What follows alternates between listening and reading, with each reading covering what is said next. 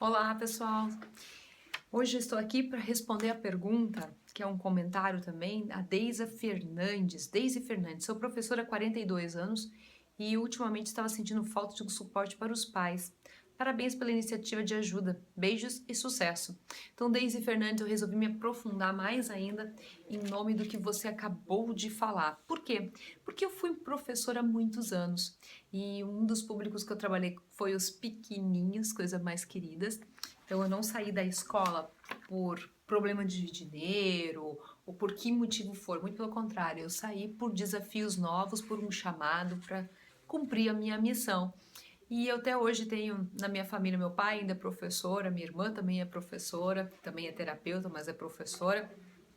E sim, a gente nota realmente uma falta de suporte para os professores quando se trata de espiritualidade dessas crianças, desses adolescentes.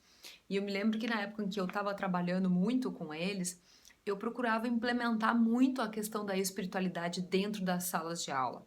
Então, as minhas conversas com eles eram muito ligadas a esses temas, e eu lembro deles terem muitas dúvidas, muitas questões e eles terem muitos tabus, preconceitos e que eles não encontravam um aporte para poder justamente conversar sobre esse assunto.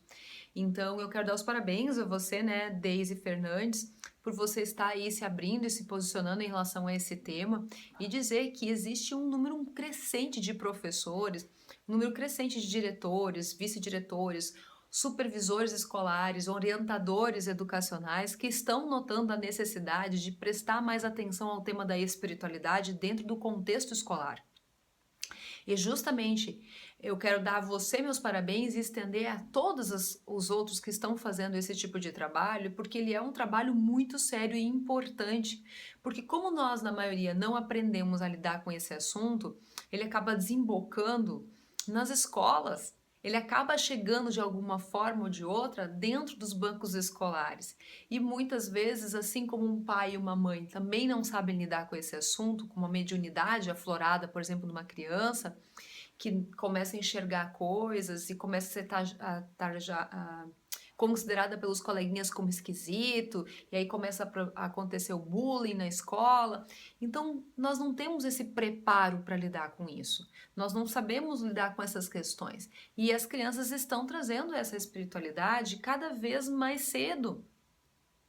E aí a gente não sabe se posicionar e a gente não sabe lidar com a situação. E aí eu quero aproveitar o gancho e aqui colocar da Diane Gessei, que ela disse que quando minha sogra faleceu, meu filho mais velho tinha 2 anos e não sabia de nada. Mas todo o tempo ele apontava para os lugares e dizia: a vovó tá ali.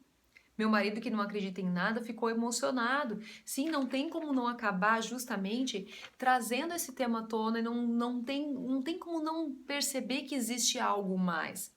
E maioria das vezes, eu notei dentro do consultório, nos mais de 10 anos que eu atuei como terapeuta, que a maioria dos casos envolvendo as crianças, elas tinham uma grande missão camuflada aí por trás. Elas tinham uma missão de despertar essa espiritualidade na família. Porque normalmente um dos pais era um pouco mais espiritualizado, mas um deles, muito pelo contrário, não queria nem ouvir falar do assunto de jeito nenhum. Isso se tornava um grande desafio para ser lidado dentro das casas dos lares, ao ponto às vezes de uma criança desequilibrar completa a energia de um lar inteiro. E o que acontecia? Às vezes esse desequilíbrio provocado por essa criança ela tinha um fundamento que só se fosse enxergado com naturalidade, falado sobre o assunto, sem ter medo escondido, camuflado, já teria resolvido. Mas na maioria das vezes esse assunto ele é incompreendido, a criança percebe que o adulto não sabe nada sobre o assunto. E se é uma criança que é mais espertinha, ela é capaz de usar isso para manipular o pai e a mãe. Olha que louco! Ela é capaz de usar isso para fazer com que o pai e a mãe façam o que ela quer.